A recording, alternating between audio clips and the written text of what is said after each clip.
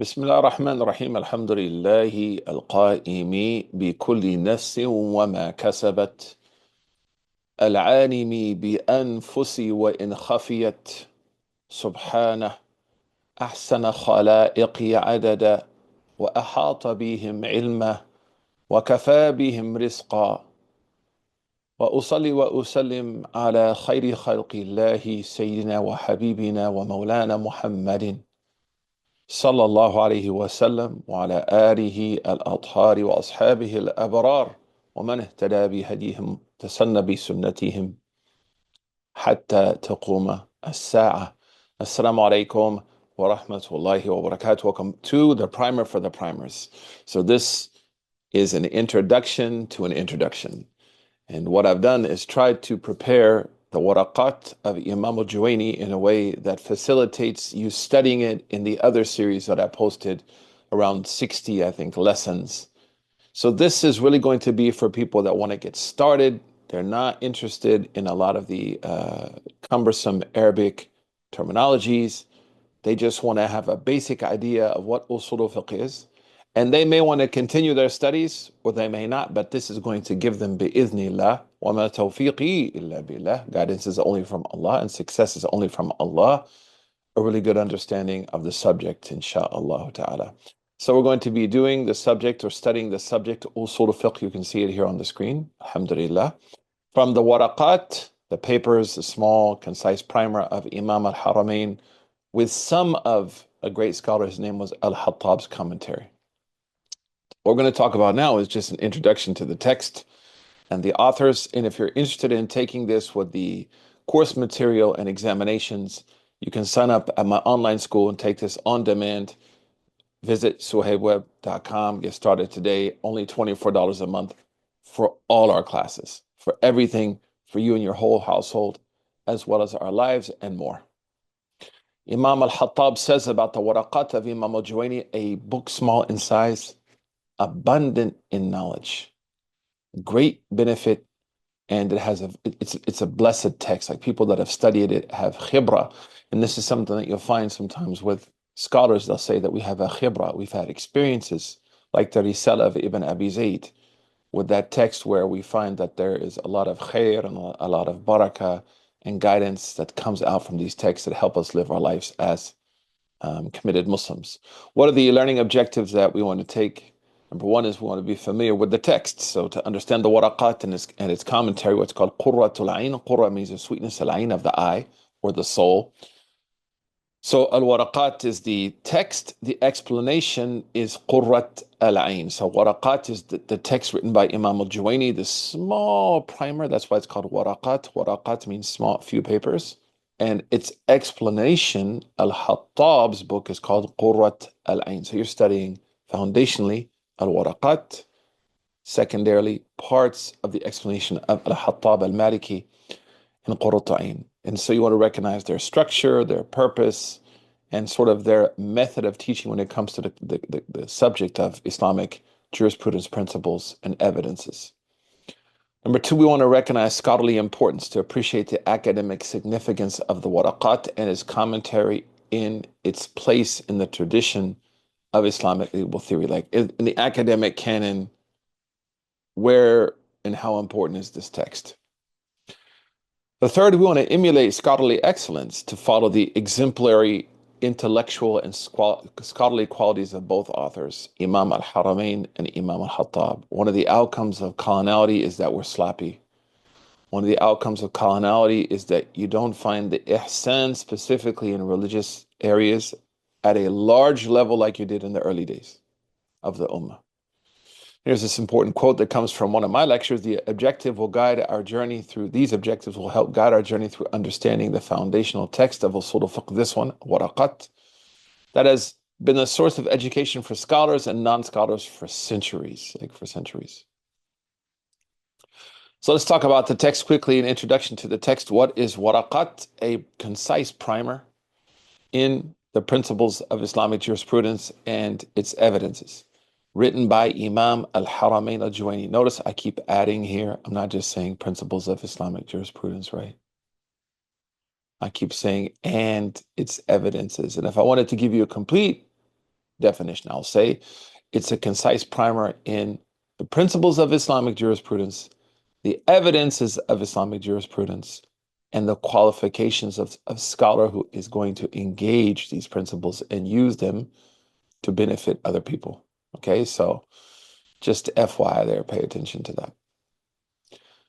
It's a brief but comprehensive text on the fundamental principles and evidences and how to employ those evidences and the qualities needed to do so.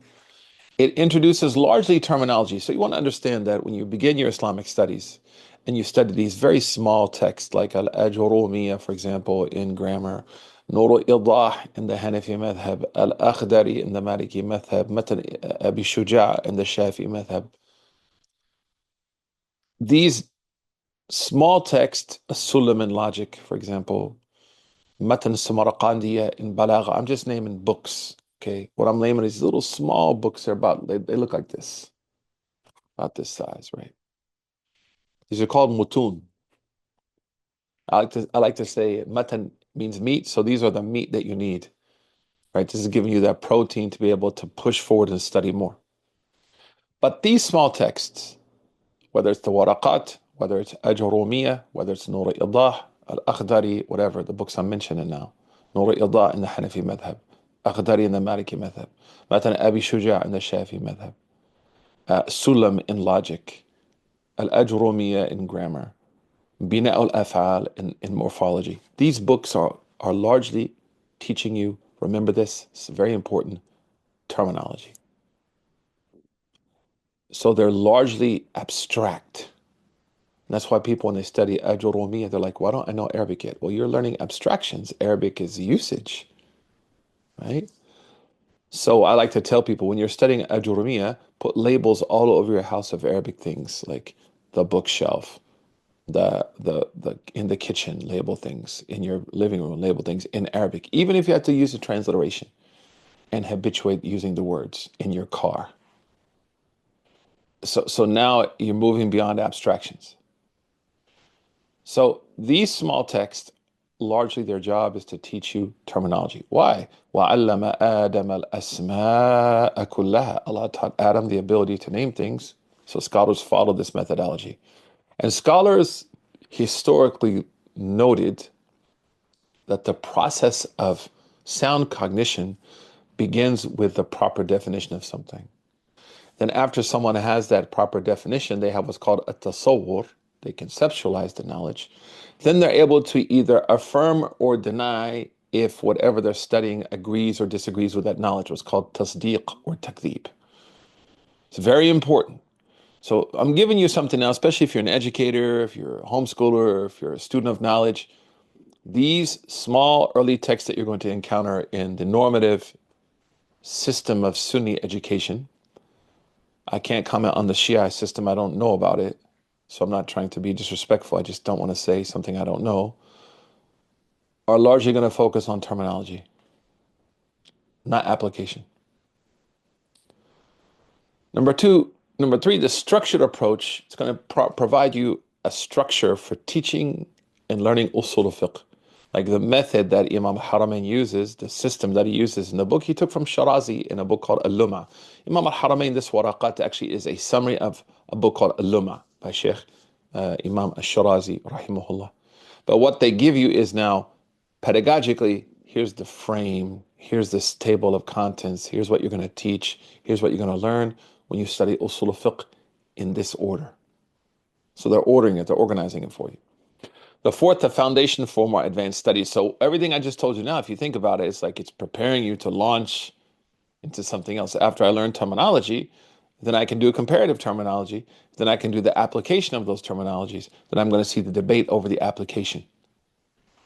What's the significance of the Waraqat? Despite its brevity, the Waraqat has been a foundational educational text for centuries. This is very important when you come across people that say this book is bid'ah, this poem is bid'ah, this text is bid'ah. Simple way to remove yourself from this argument and to refute them is to see how much attention, scholarly attention, was given to the book and how long was it consistently taught in the Muslim Ummah. So like the Ihya of Imam Abu Hamid al-Ghazali. Scholars were critical of components of that book, yes, but they continued to teach it, like Imam Ibn Taymiyyah mentions. The Burda, the famous poem here. Oh, this is shirk. It's not possible for us to believe that thousands and thousands of scholars across centuries got it wrong and you got it right at your home playing Fortnite, bro. You have to be very careful of how arrogance can diminish your potential. The irony is that arrogance can diminish potential. So this book has been taught for centuries, a small text of Waraqat explained in multiple languages in most of the madrasas across the Muslim world that follow the Shafi, Maliki, and Hanbali methods of usul. It's attracted hundreds of commentaries. I have numerous commentaries behind me right now, whether small or large. It continues to be taught right now and memorized. Hopefully, you memorized some of it. And serves as an entry point. This is a door for the systematic study of Islamic jurisprudence. Imam al-Hattab says the book of Waraqat on the science of Usul al-Fiqh by the esteemed Imam, author of beneficial works, because the Imam al-Juwayni, as we're going to learn, was a mujaddid. Abu al-Ma'ari Abdul Malik Imam al-Haramain is a book small in size, abundant in knowledge, and great in benefit, and evident in blessing. So alhamdulillah, we've now framed kind of what this text is going to do, and we're going to continue talking about these things more next time. Barakallahu feekum. Wa sallallahu wa sallam ala Sayyidina Muhammad. Assalamu alaikum wa rahmatullahi wa barakatuh.